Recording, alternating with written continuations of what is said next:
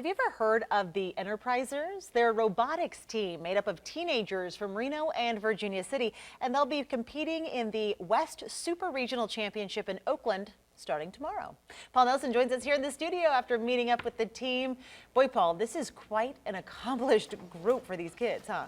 Yeah, it's very impressive, Kristen. The Enterprisers placed second in the Nevada State Championship in Las Vegas.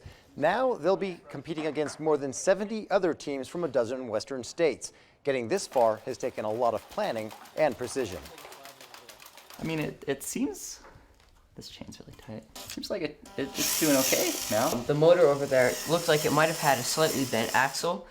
These middle and high schoolers are making some final adjustments on this robot before heading to their next competition. Usually we test it when we're turning because that puts the most friction on the chain. This creation is the culmination of months of designing and building the robot. It's a lot of fun once it's finally built and you're able to see it work and compete against other teams. Nearly 1,000 teams from Alaska to New Mexico competed, but few got as far as the Enterprisers. The robot gets scored on things like picking up debris and placing it into a bucket, and climbing a 45-degree slope.